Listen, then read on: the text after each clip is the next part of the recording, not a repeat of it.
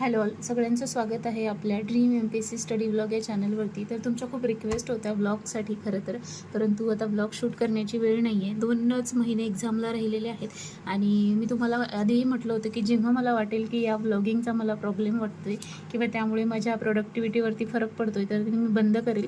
माझ्यासाठी channel important नाही आहे, परंतु आत्ता बऱ्यापैकी मी स्टेबल स्टेजमध्ये आहे आणि माझं भरपूर कव्हर झालेलं आहे, होत आहे. असं पूर्ण झालं असं तर म्हणता येतच नाही, परंतु बऱ्यापैकी गोष्टी कव्हर करत आणल्या आहेत मी. आणि आता आपण भूगोलाची जे बुक आहे तर हे 11वीचं पुस्तक आहे पहा. याची PDF-सुद्धा आपल्या ड्रीम MPSC या टेलिग्राम चॅनलवरती उपलब्ध आहे आणि या पुस्तकामधून आता आम्हाला रिव्हिजन करायची आहे.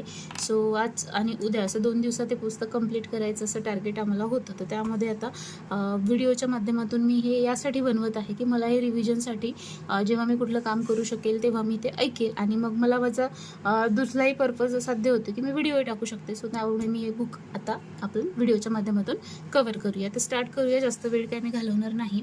तर पहा, जेव्हा आपण डिस्क्रिप्टिव्हसाठी तयारी करतो तर आपल्याला हे वाचणं महत्त्वाचं आहे, कारण यामधल्या गोष्टीवरून आपण काहीतरी गोष्टी आपल्या रायटिंगमध्ये ॲड ऑन करू शकतो. त्यामुळे स्किप न करता आपल्याला सगळंच्या सगळं कव्हर करायचं आहे. ओके, हे मी आधी बरेचदा वाचलं आहे, प्रॅक्टिस केली आहे, त्यामुळे हे इझी जाईल. परंतु शेवटी पुस्तक आहे आणि ते कंप्लीट करायचं म्हटल्यावर आता परत एकदा रिव्हिजनसारखं वाचायचं म्हटल्यावर मी ते पूर्ण लाईन टू लाईन घेता व्हिडिओ आहे म्हणून, आणि मला ते रिव्हिजनसाठी बऱ्याचदा करता येईल म्हणून. ओके, सो स्टार्ट करूया. पहा, प्रत्येक खंड एक प्रदेश मानून एकेका खंडाबद्दल निरनिराळ्या भौगोलिक घटकांसंदर्भात आपण माहिती मिळवलेली आहे आधी. तर आता हे काही इतकं आवश्यक नाही आहे. कोणत्याही इथून घेऊया. प्रदेशाची प्राकृतिक रचना, प्रदेशातील भूमीची उंची, उठाव म्हणजेच उंचीतला फरक, उतार आणि खडकांचा प्रकार या घटकांवर अवलंबून असते. वेगवेगळ्या प्रदेशाच्या प्राकृतिक रचनेत जो फरक आढळतो तो वरीलपैकी कोणत्याही एका किंवा सर्वच घटकात असलेल्या फरकाचा परिणाम असतो. इतकं काही इम्पॉर्टंट नाही आहे. प्रदेशाची प्राकृतिक रचना तेथील भूरूपांवरून ठरते. भूभागाला प्राप्त होणारा आकार अशी भूरूपांची साध्या व सोप्या शब्दात व्याख्या करता येईल. वास्तविक पृथ्वीवर कार्य करणाऱ्या आणि विविध शक्तींमुळे भूभागावर जो एकत्रित परिणाम घडून येतो तो म्हणजे भूरूपे होय. या प्रक्रिया अंतर्गत आणि बहिर्गत स्वरूपाच्या असतात. प्रदेशातील वेगवेगळी भूरूपे एकत्रितपणे त्या प्रदेशांचे भूस्वरूप ठरवतात. एखाद्या प्रदेशातील भूरूपांचे ढोबळमानाने पर्वत, पठारे आणि मैदाने अशा प्रकारे जागतिक स्तरावर वर्गीकरण करता येईल. या प्रकरणात आपण जगातले प्रमुख पर्वत, पठार पाहायचे आहेत, मैदानांचा अभ्यास करायचा आहे. तर आता या पुस्तकामध्ये आपल्याला जे काय करायचं त्याचे जस्ट इंट्रोडक्शन आहे, इम्पॉर्टंट नाही आहे, पण 2 व्याख्या यामध्ये आल्या आहेत ज्या आपल्याला उपयोगी ठरू शकतात. आणि हे पुस्तक खूप मस्त आहे करणं जर तुम्ही 11वी राज्यसेवाची तयारी करत असाल, आणि कंबाईनसाठी सुद्धा याचा फायदा होतो. त्यामुळे हे नक्की तुम्ही एकदा रीड करा. तर आता मी मध्ये काही न बोलता पूर्ण पुस्तक पहिल्यांदा कव्हर करून घेते. सामान्यतः पर्वत हे वर उचलले गेलेले व आसपासच्या प्रदेशांचा खूप जास्त उंची असलेले प्रदेश असतात. मात्र सर्वच वर गेलेले प्रदेश पर्वत नसतात. पर्वत हे पृथ्वीच्या पृष्ठभागाचे वर उचलले गेलेले व सुमारे 1000 मीटर किंवा त्यापेक्षा अधिक उंच असलेले भूरूप होय. त्याचे उतार तीव्र असून वाढत्या उंचीबरोबर शिखरांच्या दिशेने ते निमुळते होत जातात. पर्वतांचे त्यांच्या निर्मितीनुसार पुढील 4 प्रकारात वर्गीकरण केले जाते: बलिपर्वत, गटपर्वत, ज्वालामुखी पर्वत आणि अवशिष्ट पर्वत. यापैकी पहिल्या 3 प्रकारच्या पर्वतांची निर्मिती अंतर्गत प्रक्रियामुळे होते, तर शेवटच्या प्रकारच्या पर्वताची निर्मिती बहिर्गत प्रक्रियामुळे होते. पठार: आसपासच्या प्रदेशापेक्षा उंच व माथ्याकडे सपाट असलेल्या भूभागास पठार म्हणतात. मात्र सपाट माथा असलेल्या प्रदेशास पठार असे संबोधण्याकरिता त्याचे सर्व बाजूंचे उतार तीव्र असणे गरजेचे आहे. जगातील विस्तीर्ण क्षेत्र पठारांनी व्यापलेले आहे. पठारांची निर्मिती पुढील निरनिराळ्या प्रक्रियांमधून होते. 1. अंतर्गत प्रक्रियांमुळे भूभाग उंचावला जाणे. या प्रक्रियांमुळे वेगवेगळ्या प्रकारची पर्वताची व पठारांची निर्मिती होते. तिबेटच्या पठाराप्रमाणे पर्वतीय भागातील बहुतांश पठारांची निर्मिती अशाच प्रक्रियेतून झाली आहे. विस्तीर्ण क्षेत्रावर लावारस पसरण्यातूनही पठारांची निर्मिती होते. ही देखील अंतर्गत क्रिया आहे. ज्वालामुखीच्या भेगीय उद्रेकातून मोठ्या प्रमाणात लावारस पृथ्वीच्या पृष्ठभागावर येऊन पसरला जातो व त्यातून विस्तीर्ण पठारांची निर्मिती होते. भारतातील दख्खनचे पठारांच्या निर्मितीची 3री प्रक्रिया ही मूलतः बहिर्गत प्रक्रिया आहे. पर्वतांच्या उतारांचे अपक्षरण होऊन ते मागे सरकत जातात आणि पर्वत पायथ्याजवळ सपाट पठारी प्रदेश तयार होतो. पठारांच्या आंतरपर्वतीय, पर्वतपदीय आणि खंडीय अशा 3 समूहात वर्गीकरण केले जाते. कमी उंची, कमी उठाव, मंद उतार व सपाटी हे मैदानाचे विशिष्ट गुणधर्म आहेत. सामान्यतः मैदानाची उंची 100 मीटरपेक्षा जास्त नसते, मात्र हे नेहमीच आवश्यक नसते. जास्त उंचीवरही मैदानी प्रदेश असू शकतात. बहुतांशी मैदान या भूरूपांची निर्मिती संचयनाच्या प्रक्रियेतून होते. मैदानांचे वर्गीकरण त्यांच्या निर्मितीच्या माध्यमातून जसे किनारी, नदीय, सरोवरीय, हिमनदीय आणि ज्वालामुखीय मैदाने असेही केले जाते. किनारी मैदाने सागरी पातळीवर व किनाऱ्याला जवळ तयार होतात व त्यांचा भूवर्ती विस्तार इतर भूरूपांनी सीमित होतो. गाळाच्या मैदानात पूर मैदान व त्रिभुज मैदानाचा समावेश होतो. सरोवरीय मैदाने सरोवराच्या भागात पूर्णपणे गाळ साचल्याने तयार होतात. काही वेळा सरोवरीय मैदानांची निर्मिती सरोवरातील जलसाठा संपल्याने अथवा वाहून गेल्यानेही होते. हिमनदीच्या गाळाच्या संचयनातून हिमनदीय मैदाने तयार होतात. जगातील प्रमुख पर्वत. सर्वात जास्त ठसा उमटवणारे भूरूप म्हणजे पर्वत होय. उत्तुंगतेने आणि विस्ताराने ते प्रदेशाच्या अनेक अंगावर प्रभाव पडतात. केवळ माणसांच्या आणि प्राण्यांच्या हालचालीसच नव्हे तर ढगांच्या आणि वाऱ्यांच्या हालचालीसही ते अटकाव करतात. परिणामी प्रदेशाच्या हवामानावर त्यांचा प्रभाव पडतो. खूप उंची, वाढत्या उंचीमुळे भूस्वरूपात सतत बदल होत असलेला बदल, वनस्पती आणि प्राणी जीवनातील वैविध्य या सर्वांमुळे जगभरातील पर्वतीय प्रदेश पर्यटकांचे आकर्षण बनले आहेत. आता इथे नकाशामध्ये ते दाखवलेले आहेत. जगाचा नकाशा आहे आणि यामध्ये उत्तर आणि दक्षिण अमेरिका, युरोप आणि आशिया खंडातील पर्वतश्रेणी ठळकपणे दिसून येतात. जगातील इतर खंडातही वेगवेगळ्या पर्वतश्रेणी आहेत. ओके. उत्तर अमेरिका खंडातील पर्वतश्रेणी. रॉकी पर्वत. रॉकी पर्वतरांगा उत्तर अमेरिकेच्या पश्चिम भागात अलास्कापासून खंडाच्या दक्षिण टोकापर्यंत उत्तर दिशेने विस्तारलेल्या आहेत. या पर्वतांची लांबी सुमारे 4830 किलोमीटर आहे. रॉकी पर्वत व त्याच्याशी निगडीत असलेल्या पर्वतरांगा आणि पठारांना एकत्रितपणे उत्तर अमेरिकी पर्वत समूह असे संबोधले जाते. कोस्टल श्रेणी, कॅस्केड श्रेणी व सिएरा नेवाडा श्रेणी एकमेकांशी निगडीत असून त्या रॉकी पर्वताच्या पश्चिमेकडे आहेत. रॉकी पर्वतातील माउंट मॅककिन्ले हे सर्वाधिक उंचीचे शिखर असून त्याची उंची सुमारे 6194 मीटर तर रॉकी पर्वताची उंची सुमारे 100 ते 400 किलोमीटर. हे पर्वत अंतर्गत मैदानी प्रदेशातून एकदम वर आल्यासारखे दिसतात. उत्तर अमेरिकेतील दुसरी प्रमुख पर्वतश्रेणी म्हणजे ॲपलेशियन पर्वत. ही खंडाच्या पूर्व भागात आहे. पश्चिमेकडील पर्वत समूहाच्या मानाने ही पर्वतश्रेणी अतिप्राचीन आहे व तिचे मोठ्या प्रमाणात अपक्षरण झालेले आहे. माउंट मिचेल हे या पर्वतातील सर्वात उंच शिखर आहे. अटलांटिक किनाऱ्यावरील न्यू फाउंडलँड बेटापासून नैऋत्य दिशेकडे सुमारे 2400 किलोमीटर अंतरापर्यंत ॲपलेशियन पर्वताचा विस्तार दिसून येतो. त्याची सर्वसाधारण दिशा नैऋत्य ईशान्य अशी आहे. या पर्वताच्या दोन्ही बाजूस पठारे आहेत. पूर्वेकडे पर्वतपदीय पठार असून ते अटलांटिक किनारी मैदानाची सीमा ठरवतात. पश्चिमेकडील पठारास ॲपलेशियन पठार असेच नाव आहे. ॲपलेशियन पर्वत श्रेणी ही उत्तर अमेरिका खंडातील सर्वात प्राचीन वली पर्वत श्रेणी आहे. पॅन्जिया या महाखंडाच्या विलगीकरणाआधीच्या काळात या पर्वतांचा विस्तार खूप मोठा होता असा भूगर्भशास्त्रज्ञांचा विश्वास आहे. दक्षिण अमेरिका खंडातील पर्वतश्रेणी. जगातील सर्वात लांब पर्वतश्रेणी म्हणजे अँडीज पर्वतश्रेणी. अँडीज पर्वताची लांबी सुमारे 7000 किलोमीटरपेक्षा जास्त आहे. हे पर्वत दक्षिण अमेरिका खंडाच्या पश्चिम किनाऱ्यात समांतर असून ते उत्तर दक्षिण दिशेने विस्तारले आहे. या पर्वतात अनेक रांगा असून त्या त्यांच्या दरम्यानच्या असणाऱ्या खोलगट भागांमुळे अलग झालेल्या आहेत. हे युवा वली पर्वत असून त्यांची निर्मिती पॅसिफिक व नायका भूपट्ट हे दक्षिण अमेरिका खंडाच्या खाली सरकत असल्याने झाली आहे. या पर्वतांची सरासरी रुंदी 200 किलोमीटर आहे. सर्वाधिक रुंदीचा भाग 600 किलोमीटर आहे. सर्वसाधारण हे उत्तरेकडे जास्त रुंद आहेत व दक्षिणेकडे निमुळते होत जातात. या पर्वतांची सरासरी उंची 4000 मीटर आहे. माउंट ॲकानकाग्वा हे सुमारे 6962 मीटर उंचीचे अँडीज पर्वत श्रेणीतील सर्वोच्च शिखर आहे. अँडीज पर्वत हे येथे असलेल्या जागृत ज्वालामुखीमुळे विशेष प्रसिद्ध आहे. या पर्वतात 30हून जास्त जागृत ज्वालामुखी आहेत. सुमारे 5896 मीटर उंचीवर असलेला कोटोपाक्सी ज्वालामुखी हा जगातील सर्वात उंच ज्वालामुखी आहे. युरोप खंडातील पर्वतश्रेणी.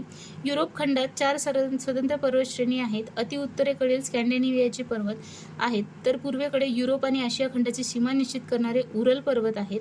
आग्नेयेकडील कॉकेशस पर्वत देखील युरोप व आशियातील सीमा निश्चित करतात. आल्प्स पर्वत खंडाच्या दक्षिण भागात आहे. आपण या इतर श्रेणींची माहिती थोडक्यात आल्प्स श्रेणीच्या विस्ताराने माहिती घेणार आहोत. स्कॅन्डिनेव्हिया ही पर्वतश्रेणी युरोपच्या उत्तरेकडील स्कॅन्डिनेव्हिया द्वीपकल्पात स्थित आहे. या पर्वतातील सर्वात उंच शिखराची उंची सुमारे 2467 मीटर आहे. हे शिखर नॉर्वेच्या दक्षिण भागात आहे. युरोपच्या पूर्वेकडील उरल पर्वत हा सध्या अस्तित्वात असलेल्या पर्वतांपैकी सर्वात प्राचीन पर्वत आहे. आर्क्टिक महासागरापासून ते कॅस्पियन समुद्रापर्यंत उत्तर दक्षिण दिशेत विस्तारलेले आहे. त्याची लांबी सुमारे 2500 किलोमीटर आहे. या पर्वतामुळे आशिया व युरोपमधील सीमारेषा निश्चित होते. कॉकेशस पर्वत हा कॅस्पियन समुद्र आणि ब्लॅक सी यांच्या दरम्यान असून तो युरोपच्या आग्नेय भागात आहे. कॉकेशस पर्वतातील माउंट एल्ब्रुस शिखर सुमारे 5642 मीटर हे सर्वात उंच शिखर आहे. नेक्स्ट आहे आल्प्स पर्वत. हे युरोपच्या दक्षिण भागात असून त्यांची निर्मिती ही हिमालय पर्वतासारखीच दोन भूपट्टांच्या टक्करीतून झाली आहे. आफ्रिकेचा भूभाग उत्तरेकडे सरकण्याने या पर्वताची निर्मिती झाली. हा जगातील युवा पर्वतांपैकी एक आहे. आल्प्स आणि हिमालय या दोन्ही पर्वतांची निर्मिती टक्करीमुळे होणे आणि दोन्ही पर्वतात साधारण समकालीन असणे यामध्ये भूगर्भशास्त्रज्ञ कित्येकदा या पर्वतांचा उल्लेख आल्प्स हिमालय पर्वत असा एकत्रितपणे करतात. आल्प्स पर्वत युरोप खंडाच्या दक्षिण मध्य भागात पश्चिमेकडे तसेच पूर्वेकडे विस्तारलेला आहे. माउंट ब्लॅक हे मध्य आल्प्समधील सर्वोच्च शिखर असून त्याची उंची सुमारे 4810 मीटर आहे. पूर्वेकडे हा पर्वतमय प्रदेश ब्लॅक सी पर्यंत विस्तारलेला आहे. उच्चभूमीपुढे आशिया खंडात अॅनातोलिया पठारापर्यंत विस्तारलेला दिसून येतो. पश्चिम भागात ही पर्वतश्रेणी आल्प्स या नावाने ओळखली जात असली तरी अति पश्चिमेकडील दक्षिण युरोपमध्ये आयबेरियन पठाराच्या स्वरूपात दिसून येते. आशिया खंडातील पर्वतश्रेणी थोडं लाईट गेली आहे सो ॲडजस्ट करूया आपण. आशिया खंडातील पर्वतश्रेणी. आशिया हे जगातील सर्वात मोठे खंड आहे. त्याला भारतीय उपखंडासारखा मोठा भूभाग खंडांची टक्कर होऊन जोडला गेलेला आहे. त्यामुळे साहजिकच या खंडात खूप उंच व विस्तीर्ण अशा अनेक पर्वतश्रेणी आहेत. त्यापैकी हिमालय पर्वतश्रेणी सर्वात महत्त्वाची आहे. आशियातील पर्वतश्रेणींचा आकृतिबंध खंडांच्या मध्यवर्ती भागात असलेल्या पामीर पठाराच्या संदर्भाने सहज समजून घेता येईल. पामीर पठारापासून अनेक पर्वतरांगा पश्चिम, पूर्व आणि ईशान्य दिशेकडे विस्तारल्या आहेत. आपण या पर्वतांची थोडक्यात माहिती घेऊन हिमालय पर्वतश्रेणींची माहिती घेणार आहोत. पामीर पठार हे हिमालय पर्वताच्या वायव्य दिशेस आहे. यालाच पामीर नॉट असेही संबोधले जाते. हे पठार अफगाणिस्तान व ताजिकिस्तान या देशांत आहे.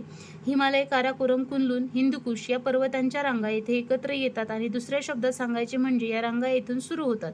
म्हणूनच या पठारास नॉट गाठ असे म्हणतात. पामीरपासून पश्चिमेकडे हिंदुकुश पर्वतांच्या रांगा जातात. त्या अफगाणिस्तानात व उत्तर पाकिस्तानातून पुढे इराणमध्ये प्रवेश करतात. हिंदुकुशच्या दक्षिणेकडे सुलेमान पर्वतरांगा आहेत. हे पामीरपासून नैऋत्य इराणमध्ये प्रवेश करतात. हिंदुकुशच्या दक्षिणेकडे सुलेमान पर्वत आहे. हे पामीरपासून नैऋत्य दिशेने जातात. हिंदुकुश व सुलेमान हे पर्वत इराणमध्ये अनुक्रमे झॅग्रोस व एल्बर्ज या नावाने ओळखले जातात.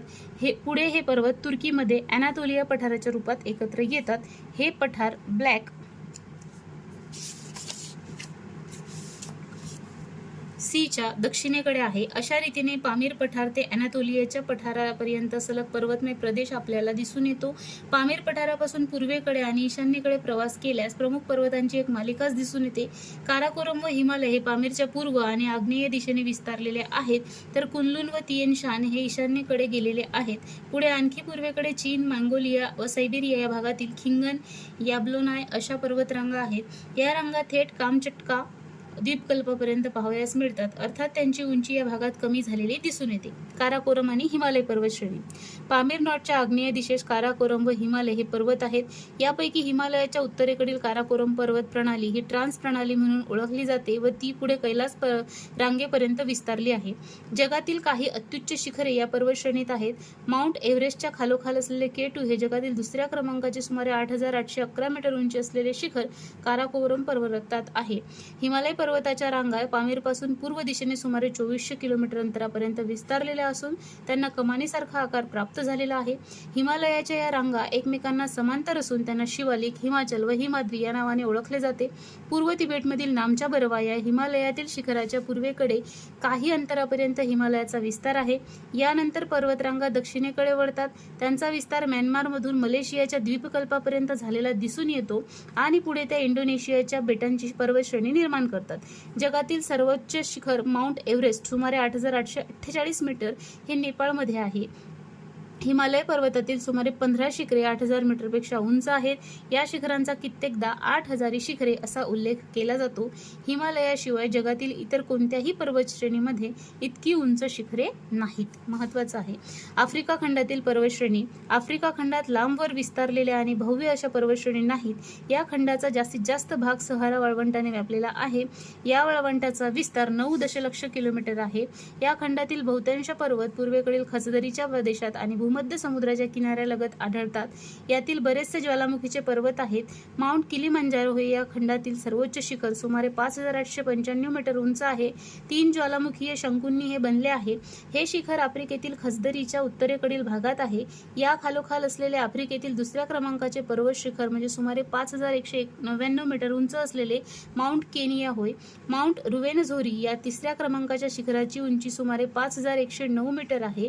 वर उल्लेखलेली तीनही पर्वत शिखरे विषुववृत्ताच्या आसपास असूनही नेहमीच बर्फाच्छादित असतात, कारण त्यांची उंची व अक्षवृत्तीय हिमरेषेपेक्षा जास्त आहे. अक्षवृत्तावरील हिमरेषेपेक्षा जास्त आहे. हे सर्व ज्वालामुखीय पर्वत आफ्रिकेच्या खचदरी प्रणालीशी संबंधित आहेत. मेरू हा ज्वालामुखीय पर्वत किलिमंजारो या पर्वताच्या जवळ आहे. त्याची उंची सुमारे 4,566 मीटर आहे. ॲटलस पर्वत हा खंडाच्या वायव्य टोकावर व भूमध्य समुद्रालगत आहे. यातील तोबकॉल हे सर्वात उंच शिखर असून त्याची उंची सुमारे 4,167 मीटर आहे. दक्षिण आफ्रिकेत ड्रेकन्सबर्ग नावाचा पर्वत आहे. याची उंची सुमारे 3,482 मीटर आहे. आता पाहूया ऑस्ट्रेलिया खंडातील पर्वतश्रेणी. ऑस्ट्रेलिया खंडाच्या पूर्व भागात असलेल्या एकमेव पर्वतश्रेणीस ग्रेट डिव्हायडिंग रेंज असे संबोधले जाते. ही एक सलग पर्वतरांग नसून यात वेगवेगळ्या रांगा, पठारे, टेकड्या व काही मैदानांचा समावेश होतो. जरी ऑस्ट्रेलियन लोक काही वेळा याचा उल्लेख ऑस्ट्रेलियन पर्वत समूह असा करत असले तरी ग्रेट डिव्हायडिंग रेंज हे लोकप्रिय नाव आहे. हे पर्वत खंडीय जलविभाजकाच्या स्वरूपात आहेत. वसाहतीच्या सुरुवातीच्या काळात पश्चिमेकडे जाताना पर्वतरांगांचा अडथळा होत असे. या भागात त्या काळातील खंडातील मूळवासियांची ॲबओरिजिनल्स वस्ती होती. या पर्वतरांगा उत्तर दक्षिण दिशेत सुमारे 3500 किलोमीटर अंतरापर्यंत विस्तारलेल्या आहेत. हे बघा इथे दिसतंय आपल्याला ही ग्रेट डिव्हायडिंग रेंज. असं मॅपमध्ये जर आपण पाहून घेतलं पर्वत तर ते तिथे इझी जातं. ग्रेट डिव्हायडिंग रेंजच्या मध्यभागात अनेक शिखरे असून तो सुळके, दऱ्या व गळ्यांनी वेढलेला आहे. माउंट कॉझिक्स्को हे येथील सर्वोच्च शिखर असून त्याची उंची सुमारे 2,228 मीटर आहे. हे ऑस्ट्रेलियाच्या मुख्य भूमीच्या आग्नेय भागात आणि ग्रेट डिव्हायडिंग रेंजच्या दक्षिण भागात आहे. येथील जास्त उंचीमुळे तसेच बर्फाच्छादित पर्वत शिखरांमुळे या पर्वत शिखरांना ऑस्ट्रेलियन आल्प्स असे म्हणतात. आता पाहूया अंटार्क्टिका खंडातील पर्वतश्रेणी. आता याच्यामध्ये काय आहे, जगातील लांबवर पसरलेल्या पर्वतापैकी एक पर्वतरांग आहे ज्याला ट्रान्स अंटार्क्टिक रांग असे म्हणतात. या पर्वत रांगेची लांबी 35 किलोमीटर असून सर्वोच्च शिखराची उंची सुमारे 4,528 मीटर आहे. ओके, सो इथपर्यंत सगळ्या खंडातल्या आपण जे काही पर्वतश्रेणी आहे त्याबद्दल माहिती पाहिली. आता आपल्याला पाहायचे आहेत पठारे. जगातील प्रमुख पठारे. बहुतेक पठारे या ना त्या तऱ्हेने पर्वतांशी संलग्न असतात. अतिउंच पर्वतमय प्रदेशातील आंतरपर्वतीय पठारे तीव्र उताराच्या प्रदेशात शेतीयोग्य सपाट जमीन उपलब्ध करून देतात. त्यामुळे अशा भागातील मानवी वस्ती मोठ्या प्रमाणावर आंतरपर्वतीय पठारावर झालेली दिसून येते. उत्तर व दक्षिण अमेरिका खंडातील पठारे. उत्तर अमेरिकेतील प्रमुख पठारी प्रदेश तेथील दोन्ही पर्वतश्रेणींशी निगडीत आहेत. कोलोरॅडो हे सुमारे 3.37 लाख चौरस किलोमीटर क्षेत्र व्यापणारे उत्तर अमेरिकेतील सर्वात विस्तीर्ण पठार आहे. हे रॉकी पर्वताच्या दक्षिण भागात पश्चिम उतारावर आहे. कोलोरॅडो या नदीच्या पठारावरून पश्चिमेकडे वाहत जाते. या नदीच्या अपक्षरण कार्यामुळे खूप खोल अशी घळई निर्माण झाली आहे. या घळईस ग्रँड कॅनियन म्हणून ओळखले जाते. नदीमुळे कोलोरॅडोचे पठार उत्तर व दक्षिण भागात विभागले गेले आहेत. रॉकी पर्वतातील दुसरे प्रमुख पठार म्हणजे कोलंबियाचे पठार. भूपृष्ठावर लावारस पसरून तयार झालेले खडक या प्रदेशात असून या खडकांची जाडी काही हजार मीटर पर्यंत आढळते. कोलोरॅडो आणि कोलंबिया ही दोन्ही आंतरपर्वतीय पठारे आहेत. ॲप्लेशियन पर्वताच्या दोन्ही उतारावर पर्वतपदीय प्रकारचे पठारे आहेत. पश्चिम उतारावरील पठारास ॲप्लेशियन पठार असेच नाव आहे. पूर्वेकडील पठारास पर्वतपदीय पठार असे म्हणतात. हे पठार ॲप्लेशियन पर्वतापासून अटलांटिकच्या किनाऱ्यापर्यंत विस्तारलेले आहे. याने जवळजवळ 2 लाख चौरस किलोमीटर क्षेत्र व्यापले आहे. सुमारे 250 ते 300 मीटर दरम्यान उंची असलेल्या लहान लहान टेकड्यांनी हे पठार बनले आहे. अँडीज पर्वताच्या रांगांमधून अनेक आंतरपर्वतीय पठारे दिसून येतात. उंचीनुसार तिबेट पठाराच्या खालोखाल जगातील दुसऱ्या क्रमांकाचे पठार फक्त अँडीज पर्वतात आहे.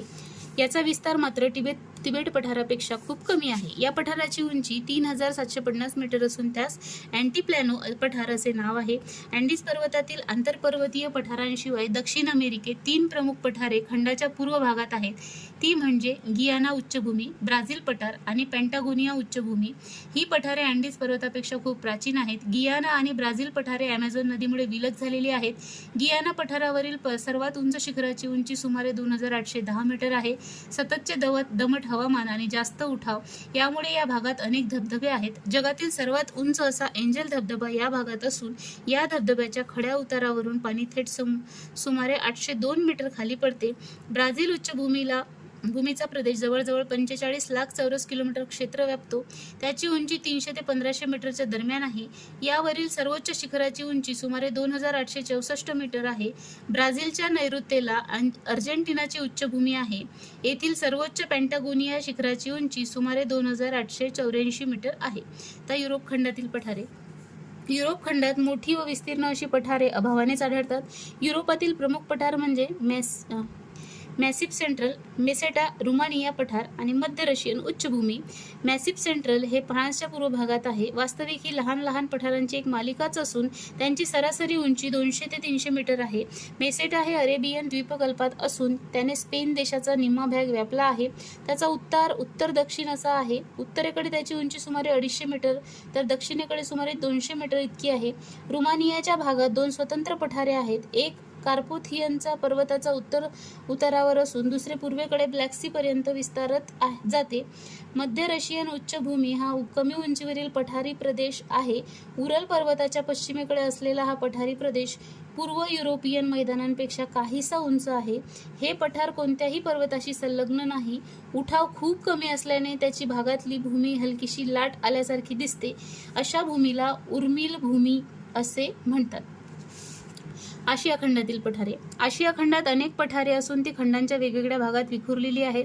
खंडाच्या पश्चिमेकडून सुरुवात केली तर सर्वप्रथम अॅनातोलिया पठार आहे. तेथून पूर्वेकडे अरेबियाचे पठार, भारतातील दख्खनचे पठार, मध्य आशियातील तिबेट पठार, त्याही पूर्वेकडील युनान व शान पठारे, तिबेटच्या उत्तरेकडील मंगोलिया पठार, सायबेरियन पठार अशी अनेक पठारे आहेत. यापैकी काही प्रमुख पठारांची आपण माहिती घेऊया. मध्य व उत्तर आशियातील पठारे. या समूहातील सर्वात विस्तीर्ण पठार म्हणजे तिबेटचे पठार होय. उत्तरेकडील कुनलुन पर्वत व दक्षिणेकडील हिमालय पर्वत यांच्या दरम्यान असलेले हे पठार जगातील सर्वात उंच पठार आहे. तिबेटचे पठार जगात सर्वात मोठे व सर्वात उंच आहे. जगाचे छत, रूफ ऑफ द वर्ल्ड असे वर्णन केले जाते. उंची सुमारे 4500 मीटर असून त्याने सुमारे 25 लाख चौरस किलोमीटर क्षेत्र व्यापले आहे. याचा उत्तर दक्षिण विस्तार 1000 किलोमीटर तर पूर्व पश्चिम विस्तार सुमारे 2500 किलोमीटर आहे. पठाराचा बराचसा भाग कायमस्वरूपी बर्फाच्छादित असतो. त्याचा सीमावर्ती भाग काही काळापर्यंत दहिवरयुक्त असतो. या भागात स्टेप प्रकारची वनस्पती जीवन आढळते. भटक्या जमातींना या वनस्पती जीवनाचा थोडाफार आधार मिळतो. या पठारावर विस्तीर्ण अशी मुचळ प्राण्याची सरोवरे आहेत. तिबेट पठारे जगातील 3ऱ्या क्रमांकाचे बर्फाचे साठवण क्षेत्र समजले जाते. येथे अनेक हिमनद्या आहेत. त्या प्रचंड प्रमाणात येथून उगम पावतात. पावणाऱ्या नद्यांना जलपुरवठा करतात. मात्र जागतिक हवामानातील बदलांमुळे अलीकडे काही काळापासून त्या वेगाने आटू लागल्या आहेत. भारताच्या जम्मू व काश्मीर राज्यातील लडाख पठार प्राकृतिकदृष्ट्या तिबेट पठाराचाच विस्तारित भाग आहे. तिबेट पठारानंतरचे मध्य आशियातील सर्वात मोठे पठार म्हणजे आंतरपर्वतीय मंगोलियाचे पठार होय. दक्षिणेकडे अल्ताई पर्वत व उत्तरेकडे सायबेरियन उच्चभूमी यांच्या दरम्यान हे पठार विस्तारलेले आहे. गोबीचे वाळवंट तसेच शुष्क स्टेप्स प्रदेश या पठाराचेच भाग आहेत. मध्य सायबेरियन पठार हे आशिया खंडाच्या अतिउत्तरेकडील भागात आहे. हे पठार लेना आणि येनेसी नद्यांमधील प्रदेश व्यापते. या पठाराच्या उत्तरेला पुतोरन व दक्षिणेला सायान व बैकल पर्वतरांगा आहेत. त्या सर्वोच्च शिखराची उंची सुमारे 1700 मीटर आहे. सायबेरियन पठारासंदर्भात दखल घेण्याजोगी बाब म्हणजे यांच्या काही भागात तसेच पश्चिमेकडील सायबेरियन मैदानी भागात मोठ्या प्रमाणात बेसॉल्ट प्रदेश आहे. हा प्रदेश सायबेरियन ट्रॅप म्हणून ओळखला जातो. नेक्स्ट युनानचे पठार. चीनमध्ये नैऋत्य दिशेस आहे. पठाराचे 2 भाग आहेत. अंतर्गत उच्च पठाराची सरासरी उंची 2000 मीटरपेक्षा जास्त आहे. यावरील शिखरे 3700 मीटर पर्यंत आहेत. यात अनेक नद्यांनी खोलवर घळया निर्माण केल्या आहेत.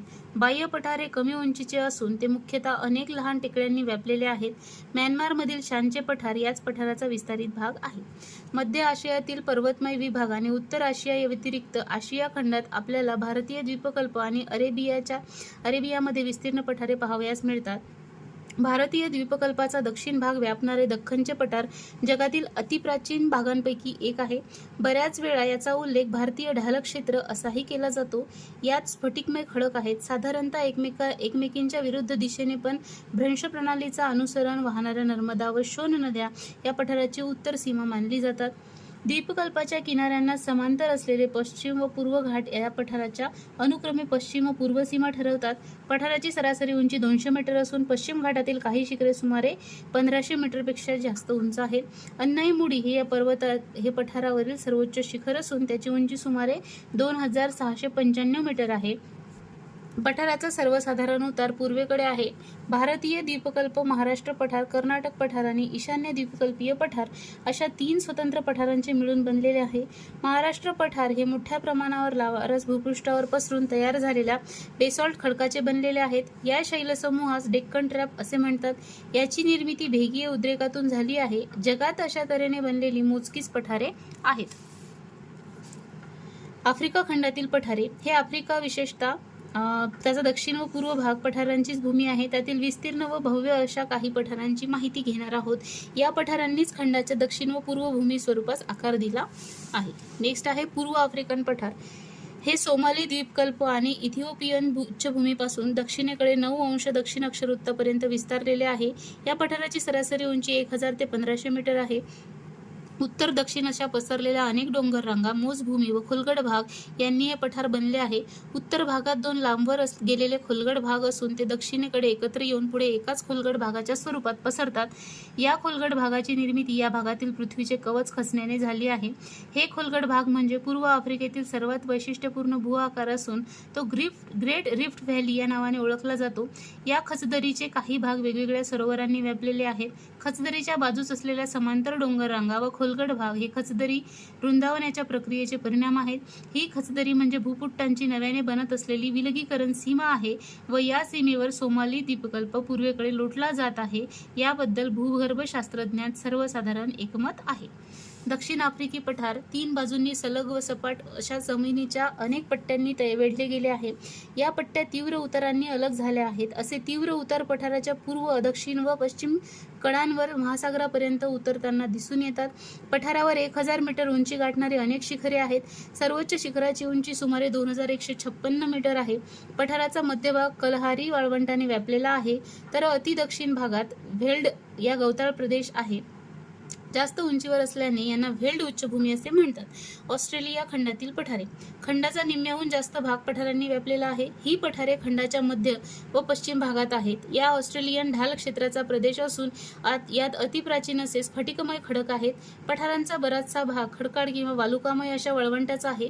येथे क्वचितच पाऊस पडतो, त्यामुळे पृष्ठीय जल वर्षभरातही मिळत नाही. केवळ क्वचित येणाऱ्या आकस्मिक पावसामुळे थोडेसे पाणी कधीतरी मिळते. हे फक्त खुरट्या झुडपांना आणि गठ्ठा गवताला क्लम्प ग्रास पुरू शकते. पर्जन्याच्या वर्षानुवर्षांच्या अभावामुळे या प्रदेशात जलप्रवाहाच्या रेषाही उमटलेल्या नाहीत. आता पठार संपले. आता आपल्याला पाहायचं आहे जगातील प्रमुख मैदाने. मैदाने बहुधा विस्तीर्ण क्षेत्र व्यापतात. कमी प्रमाणातील उठाव, मंद उतार, सुपीक मृदा आणि अवलंबून राहता येण्याजोगा पाणी पुरवठा यामुळे जगभरातील मैदाने मानवी वसाहतीची आश्रयस्थानेच बनली आहेत.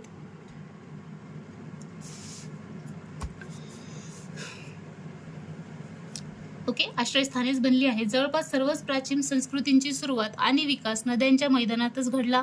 लोकसंख्येची जास्त घनता असलेले प्रदेश हे मैदानी क्षेत्रातच दिसून येतात. उत्तर व दक्षिण अमेरिका खंडातील मैदाने. उत्तर अमेरिकेतील मैदाने रॉकी पर्वत आणि ॲपलेशियन पर्वताच्या दरम्यानच्या व कॅनडातील ढाल क्षेत्राच्या दक्षिणेकडील प्रदेशास अंतर्गत मैदाने असे संबोधले जाते. हा एक अतिविस्तीर्ण सखल प्रदेश असून त्याचा विस्तार आर्क्टिक महासागरापासून दक्षिणेतील मेक्सिकोच्या आखातापर्यंत आहे.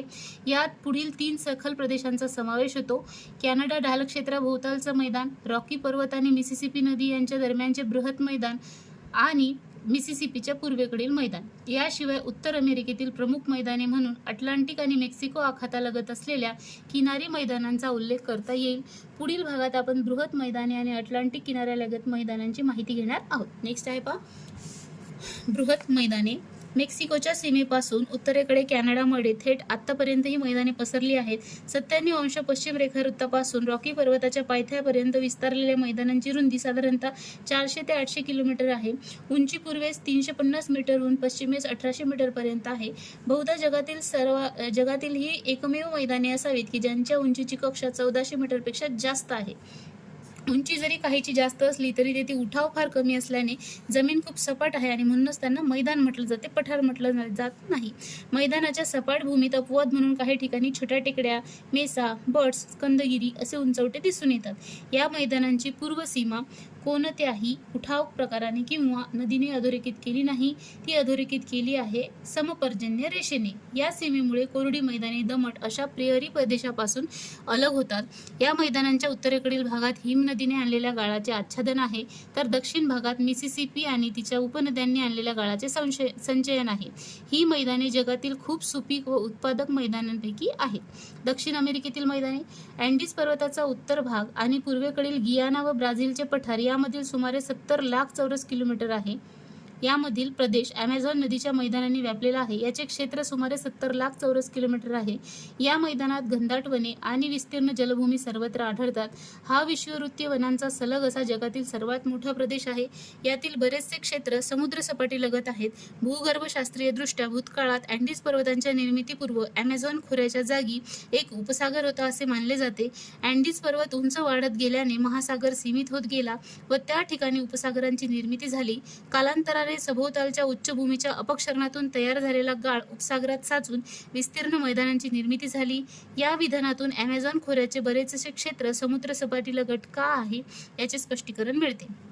या खंडातील दुसरे प्रमुख मैदान आणि दक्षिण भागात असून त्याला पंपा मैदान असे नाव आहे. पंपा या शब्दाचा अर्थ सपाट भूमी असा होतो. पंपाज हा विस्तीर्ण गवताळ प्रदेश आहे. या मैदानाचा उतार वायव्य आग्नेय असा आहे. याची उंची अटलांटिक किनाऱ्याजवळ समुद्र सपाटीपासून ते उत्तरेकडे 500 मीटरपर्यंत आहे. या मैदानाचे 2 स्वतंत्र भाग केले जातात. पश्चिमेकडील भागात शुष्क ओसाळ वाळवंट आहे, तर पूर्वेकडील भाग दमट आहे. पाराना, उरुग्वे, पराग्वे इत्यादी नद्यांनी वाहून आणलेल्या गाळाच्या संचयनाने हा भाग सुपीक बनला आहे. युरोप खंडातील मैदाने. युरोपियन मैदाने म्हणजे उत्तर युरोपमधील विस्तीर्ण सखल भूमी. उरल पर्वतापासून पश्चिमेकडे थेट अटलांटिकच्या किनाऱ्यापर्यंत विस्तारलेली ही एकच अशी सलग भूमी आहे. पश्चिमेकडील आयबेरियन द्वीपकल्पापासून आग्नेयेस कॅकेशियस पर्यंत पसरलेला पर्वतमय प्रदेश या मैदानाची दक्षिण सीमा ठरवतो. या मैदानास युरोप खंडातील सर्वात मोठे भूरूप म्हटले जाते. भूतकाळात या संपूर्ण प्रदेशास हिमानी क्रिया मोठ्या प्रमाणात घडल्या आहेत. सांप्रत काळीही त्यांच्या उत्तरेकडील भागात हिमानी क्रिया कार्यरत आहेत. या मैदानी प्रदेशांतर्गत असलेल्या मध्य रशियन उच्चभूमीचा भाग सोडल्यास मैदानांची उंची कुठेही 200 मीटरपेक्षा जास्त नाही. ही मैदाने युरोपातील शेतीसाठी सर्वात महत्त्वाची भूमी आहे. युरोप खंडातील दुसरे मैदान म्हणजे हंगेरीचे मैदान. हे जवळजवळ सर्वच बाजूंनी पर्वतांनी वेढले आहे. उत्तर कार्पथियन पर्वत व दक्षिणेकडे असलेली दिनारिक आल्प्सची रांग यांनी या सपाट भूमीस पूर्णपणे वेढले आहे. डॅन्यूब नदी या मैदानातून वाहते. भूगर्भशास्त्रज्ञांच्या मते हंगेरी मैदान आल्प्स पर्वताच्या निर्मितीपूर्व एक लहानसा उपसागर होते. हा टेथिस समुद्राचा भाग होता. भूपट्ट हालचालींमुळे आल्प्स पर्वत उंचावला जात असताना उपसागर वेगळा झाला आणि तो कोरडा होत जात तेथे मैदानांची निर्मिती झाली. आता आहे आशिया खंडातील मैदाने. आशिया खंडात असलेल्या मध्यवर्ती पर्वतमय व पठारी प्रदेशांमुळे अमेरिका व युरोपात आहेत तशी सलग व विस्तीर्ण मैदाने नाहीत. या खंडातील मैदाने वेगवेगळ्या भागात विखुरलेली आहेत. खंडातील सर्वात मोठे मैदान उत्तर आशियातील सायबेरिया मैदानाच्या स्वरूपात दिसून येते. जगातील 4 प्राचीन नदी खोरे संस्कृतीपैकी 3 संस्कृतींचा उदय व विकास हा आशिया खंडात झाला. आपण आशियातील प्रमुख मैदानांची माहिती घेणार आहोत. सायबेरियन मैदान. उरल पर्वताच्या पूर्वेकडे पसरलेल्या या विस्तीर्ण मैदानाचा पश्चिमेकडील भाग पश्चिम सायबेरिया मैदान म्हणून ओळखला जातो. हा जगातील सर्वात मोठा सलग मैदानी प्रदेश आहे. यांच्या बऱ्याचशा भागांची उंची 100 मीटरपेक्षा कमी आहे. याचे आर्क्टिक महासागरापासून अल्ताई पर्वतापर्यंतचे उत्तर दक्षिणांतर सुमारे 2400 किलोमीटर आहे, तर उरल पर्वतापासून येनेसी नदीपर्यंतचे पूर्व पश्चिम अंतर सुमारे 1900 किलोमीटर आहे. याचा सर्वसाधारण उतार उत्तरेकडे आर्क्टिक महासागराच्या दिशेने आहे. या मैदानाच्या भागातून पाण्याचा निचरा नीट होत नाही. उत्तरेकडे वाहणाऱ्या नद्यांची मुखे हिवाळ्यात गोठतात. या भागात जगातील सर्वात मोठा दलदलीचा प्रदेश आढळतो. चीनमधील मैदानी प्रदेश हा देशाच्या पूर्व भागात आढळतो. हे मैदान मुख्यतः होयांग-हो व यांगत्से या नद्यांनी वाहून आणलेल्या गाळांनी तयार झाले आहे. होयांग-हो नदीच्या मैदानास पीत मृदेची भूमी असे म्हटले जाते. या मैदानातील बऱ्याचशा भागाची उंची 50 मीटरपेक्षाही कमी आहे. हे मैदान सुमारे 4 लाख चौरस किलोमीटर क्षेत्रात विस्तारलेले आहे. जमीन अतिशय सपाट असल्याने येथील लोकांना पुराच्या आपत्तीस वारंवार तोंड द्यावे लागते. पश्चिमेकडील शुष्क वाळवंटी प्रदेश व ही मैदाने यांच्यात कोणताही उंचवटा किंवा अडथळा नसल्याने ही मैदाने वाळवंटी प्रदेशात सहजगत्या मिसळून जातात. हे मैदानमध्ये चीनमधील मोलाची शेतजमीन मानली जाते. हा प्रदेश जगातील खूप दाट लोकवस्तीच्या प्रदेशांपैकी एक आहे. यांगत्से नदीचे मैदान गाळाच्या संचयनाने तयार झालेले असून त्याचा विस्तार होयांग-हो नदीच्या मैदानापर्यंत झालेला आहे. दलदलीचे प्रदेश व सरोवरे असलेला हा विलक्षण सपाट प्रदेश आहे. या सपाट जमिनीचा भात शेतीस तर सरोवरांचा मत्स्य व्यवसायास खूप उपयोग होतो. यामुळे या मैदानांचा उल्लेख बऱ्याचदा तांदूळ व माशांची भूमी असा केला जातो. तैग्रिस युफ्रेटिस मैदान विस्ताराने जरी हे मैदान इतर मैदानांपेक्षा लहान असले तरी ते एका प्राचीन नदी खोरे संस्कृतीचे उगमस्थान आहे. याला मेसोपोटेमिया असेही म्हणतात. स्थानिक भाषेत याचा अर्थ 2 नद्यांमधील भूमी असा होतो. हे मैदान या नद्यांच्या मुखाकडील क्षेत्रात बनले आहे. या दोन्ही नद्यांचा उगम तुर्कीमध्ये होतो. त्यांना अनेक उपनद्या येऊन मिळतात. या मैदानांची सुरुवात बगदाद शहराच्या उत्तरेस होते व ते पार्शियाच्या आखातापर्यंत विस्तारलेले आहे. नद्यातून वाहणारा गाळ पात्रातच साचल्यामुळे कित्येक ठिकाणी या नद्यांचे पात्र आसपासच्या भागांपेक्षा जास्त उंचावर आहे. मुख्य नद्यांपासून अलग होणाऱ्या वितरिकांचे मैदानी प्रदेशात जाळे बनले आहे. पाण्याचा निचरा न होण्यामुळे व वारंवार येणाऱ्या पुरांमुळे मोठाले दलदलीचे प्रदेश तयार झाले आहेत. सिंधू गंगा मैदान हिमालय पर्वतातील शिवालिक रांगेच्या दक्षिणेकडे आणि हिमालय पर्वताच्या संपूर्ण लांबीपर्यंत विस्तारलेली सिंधू गंगा नद्यांची मैदाने जगातील अतिसुपीक प्रदेशापैकी एक आहेत. पाकिस्तानातील सुलेमान पर्वत या मैदानाची पश्चिमेकडील सीमा निश्चित करतात, तर पूर्वेकडील सीमा ईशान्य भारतातील पतकोई नागा टेकड्यांनी ठरवली जाते. या मैदानांची दक्षिण सीमा भारतातील द्वीपकल्पीय प्रदेशांनी ठरवली जाते. या मैदानांची निर्मिती हिमालयात उगम पावणाऱ्या मुख्य 3 नद्यांनी आणि त्यांच्या असंख्य उपनद्यांनी वाहून आणलेल्या गाळाच्या संचयनातून झाली आहे. या मैदानांची विभागणी पश्चिमेकडील सिंधू नदीचे मैदान, पूर्वेकडील गंगा नदीचे मैदान अशी केली जाते. ही विभागणी दिल्ली रांग या जलविभाजकाला अनुसरून करतात. जगातील सर्वात जास्त विस्तीर्ण अशा सुंदरबन त्रिभुज प्रदेशाचा समावेश या गंगा मैदानातच होतो. नेक्स्ट आहे आता आफ्रिका खंडातील मैदाने. पूर्व आणि दक्षिण आफ्रिका या प्रामुख्याने पठारांचा प्रदेश आहे. उत्तर आफ्रिकेतील विस्तीर्ण क्षेत्र वाळवंटाने व्यापलेले आहे. या वाळवंटाचा बराचसा भाग सपाट असून मैदानाच्या स्वरूपात आहे. ठिकठिकाणच्या उच्चभूमीमुळे हे मैदानी भाग एकमेकांपासून अलग झाले आहेत. अर्थात आत्यंतिक शुष्कतेमुळे हे मैदानी भाग आपण आतापर्यंत चर्चिलेल्या मैदानांसारखे सुपीक प्रदेश नाहीत. सहारा वाळवंट व दमट मध्य आफ्रिका यांच्या दरम्यानचा सहाराच्या दक्षिणेकडील अटलांटिक किनाऱ्यापासून थेट रेड सी पर्यंत विस्तारलेल्या संक्रमण प्रदेशात साहेल मैदान म्हणून ओळखले जाते. या मैदानाची उंची सुमारे 200 ते 400 मीटर पर्यंत आहे. उत्तर आफ्रिकेच्या अतिपूर्व भागात नाईल नदीचा त्रिभुज प्रदेश आहे. या मैदानात सुमारे 240 किलोमीटरचा किनारा लाभलेला आहे.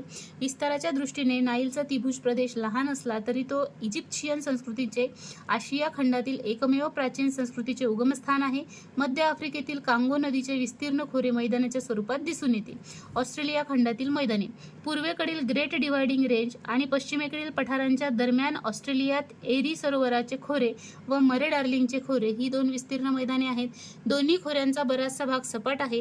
दोन्ही खोरे ऑस्ट्रेलियाच्या ग्रेट आर्टेशियन बेसिनचे भाग आहेत. एकत्रितरित्या ते सुमारे 22 लाख चौरस किलोमीटर क्षेत्र व्यापतात. एरी सरोवरातील नदी प्रणाली पूर्णपणे अंतर्गत प्रणाली आहे. तेथील वार्षिक पर्जन्यमान बाष्पीभवनापेक्षा कमी असल्याने येथे येणाऱ्या नद्यांमधून पाण्याचे प्रमाण अत्यल्प असते. एरी सरोवर खोऱ्याच्या पूर्वेस मरे डार्लिंगचे मैदान आहे. ऑस्ट्रेलियाची ही सर्वात महत्त्वाची कृषीभूमी आहे. या दोन प्रमुख मैदानांशिवाय मध्य ऑस्ट्रेलियाच्या दक्षिण किनाऱ्यावर चिंचोळी मैदान प्रदेश आहे. उत्तर ऑस्ट्रेलियातील अरुंद अशी किनारी मैदाने एरी सरोवराच्या सखल भागास जोडली गेली आहेत. सो अशा प्रकारे पहिलं चॅप्टर आपलं कंप्लीट झालेलं आहे. पूर्ण पुस्तक एका व्हिडिओमध्ये आपण सगळे जेव्हा चॅप्टर कंप्लीट होतील तेव्हा मी एक व्हिडिओ त्याचा कंपाईल करेन. सो आत्ता आपण 14 पेजेसचा हा पहिला चॅप्टर होता तर तो कंप्लीट केलेला आहे. जगाची प्राकृतिक रचना असे याच्यामध्ये 8 आहे. तर लास्ट चॅप्टर आपण सध्या न करता फक्त 7 चॅप्टर करणार आहोत. सो यामधले आज आपल्याला हे 4 कंप्लीट करायचे आहेत. सो मी ते रीड करून घेईल. सो तुम्ही या पहिल्या चॅप्टरची रिव्हिजन करा. त्याच्यासोबत असलेल्या या जोड्या ज्या आहेत त्या जोडवा आणि ह्या रिकाम्या जागा भरा. हेही आपल्याला पटकन सांगता आलं पाहिजे, टिपा पटापट सांगता आल्या पाहिजेत, म्हणजेच आपण जे काही वाचत आहोत ते आपल्याला चांगल्यापैकी समजलं असेल ते आपल्याला कन्सिडर करता येईल. So thank you so much. भेटूया पुढच्या व्हिडिओमध्ये. तोपर्यंत आपले जे काही रिव्हिजनचे व्हिडिओ आहेत ते असेच पाहत राहा आणि हो, आपला अभ्यास चालू ठेवा. तुमच्या कमेंट्सना उत्तरं मी देत राहील जसा वेळ मिळेल तसा. परंतु व्लॉग वगैरे सध्या तरी मी शूट नाही करू शकत. जेव्हा शक्य होईल तेव्हा मी नक्की करेल. So thank you so much for watching. भेटूया पुढच्या व्हिडिओमध्ये.